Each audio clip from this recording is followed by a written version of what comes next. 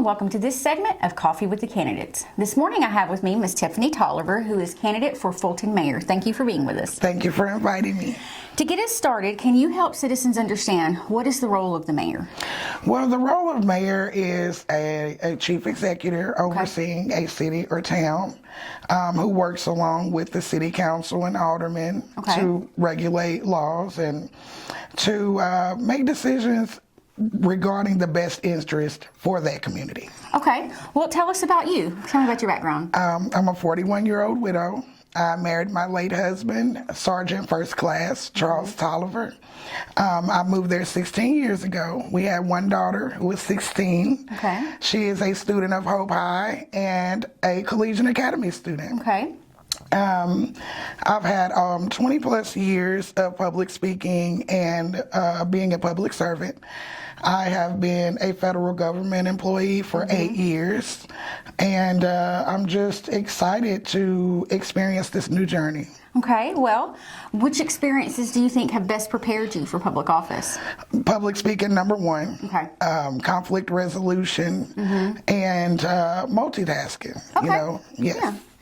Well, who or what inspired you to enter this election? My father. Okay. You know, rest his soul. I grew up watching my father, especially being involved with the community. He was a 32nd degree Mason, so I got to see a lot of engagement from him regarding issues, and I guess it just inspired me to later one day see that in my future as far as leadership. And also my late husband, Sergeant First Class Charles Toliver, who was a very strong man who I loved, and especially moving to Fulton when I got a rise or had a problem, you know, he would tell me, what are you going to do about it? So just that encouragement of being able to stand, just being able to stand in my truth and to one day, if I become mayor, make them proud. Well, thank you. Okay.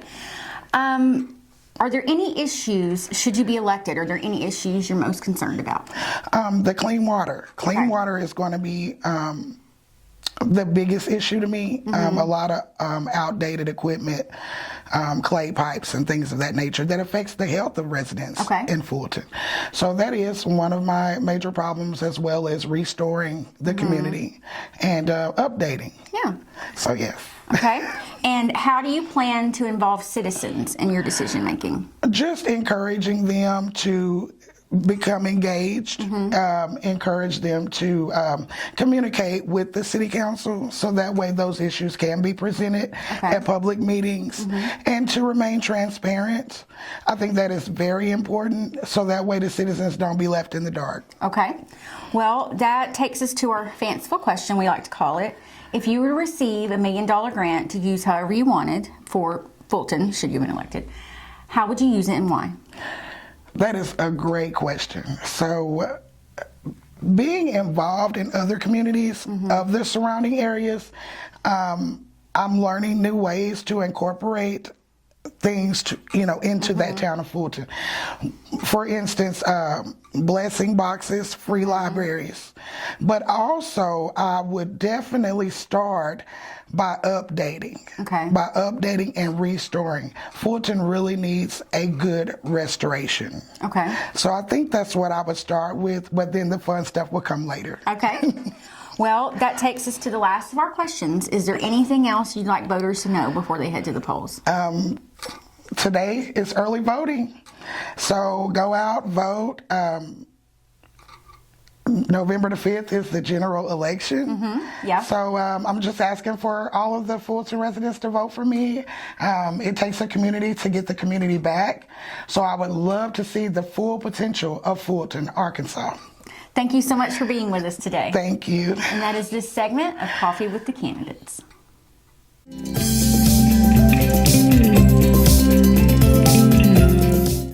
Hi, I'm April with Work Today, and welcome to this segment of Coffee with the Candidates. Today I have Mr. Henry Hale with us, who is running for Fulton Mayor. Thank you for being with us. Thank you for having me here today.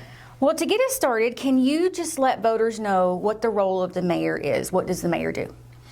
Well, first of all, if you look at Fulton compared to the larger cities, small town mayors are confined to a different type. Okay. There's a lot of things that goes on with a small town that doesn't go on with larger cities, because larger cities, the mayor is mostly the administrator, and you have different ones that come in and do the jobs they're entitled to. But in Fulton, it's a whole lot different. Yeah. I have a water tech whose normally job is to do the building. Then we have the secretary who normally do the work of doing the minutes to regular meeting. Okay. But as a mayor, I found out that my role for the last 10 or 15 years have been repairing water leaks.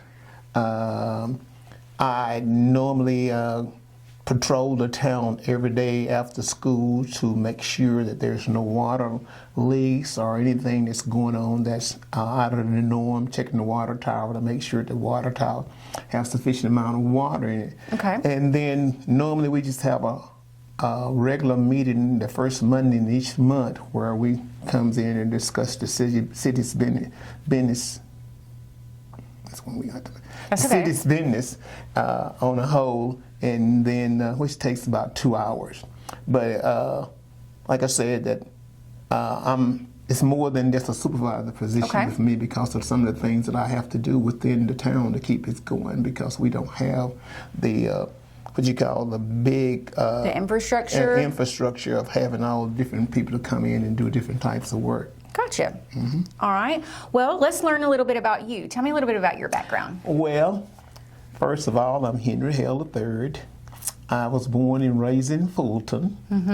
I attended Yerba High School, graduated in 1967, went to Prairie View A&M University, graduated with a BS degree in animal science, left Prairie View, went to Washington D.C., worked at Belleville Research Centers as a research scientist until the job was phased out.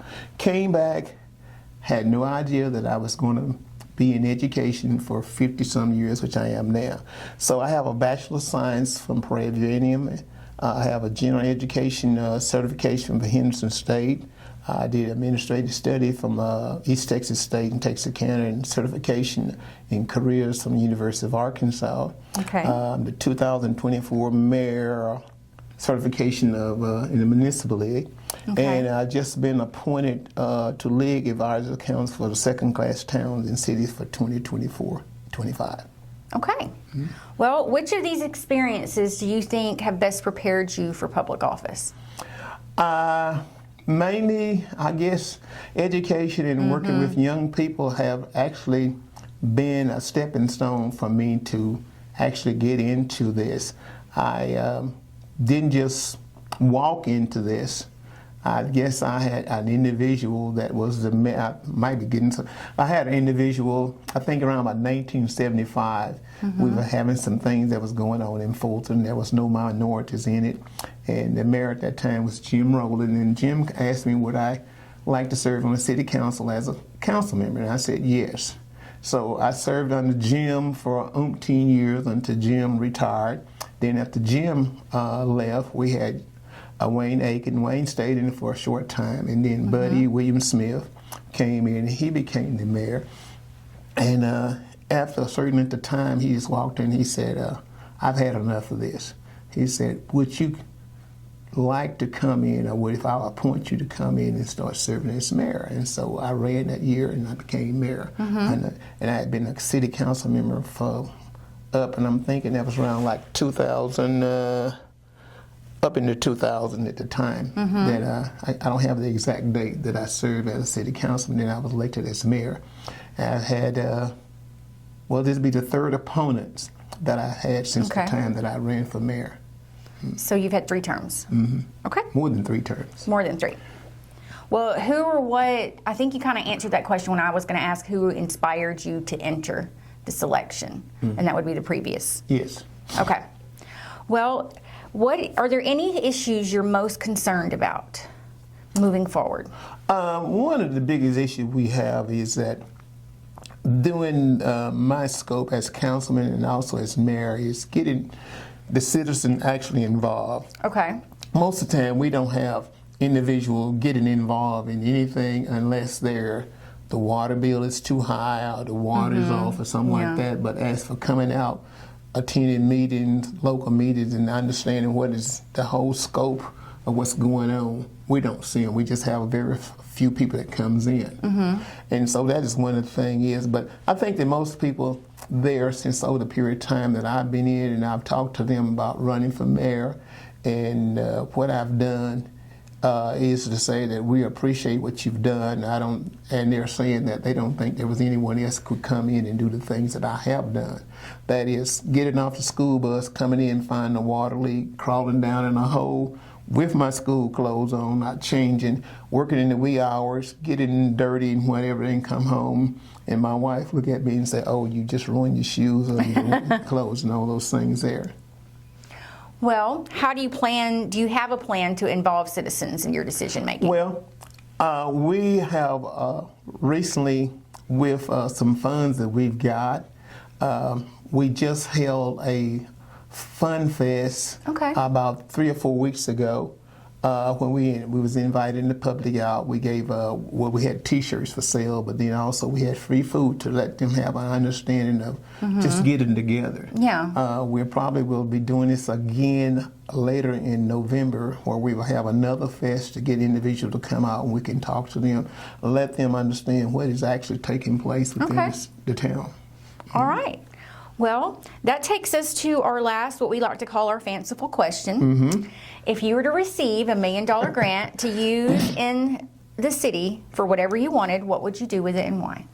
Well, I'm just going to tell you, $1 million to me is just like having $20 or $30 because it'd be easy to spend. But if I looked at it today, my number one priority would to go back and renovate City Hall. From front to back, and also there's an old fire bay in there, is to turn it into a living quarters for disasters if something happened. So we could bring people in, having a gas generator that would also power and keep the power on, because we're having sometimes with power outage.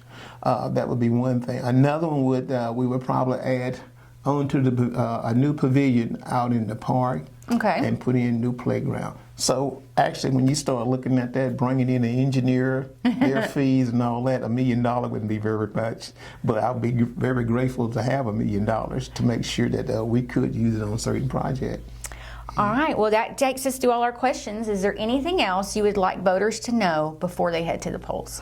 Well, I would just like the people in my area to know that I'm still out there doing what I have professed to do, what it was left into my lap, as for the previous individuals that have been out there.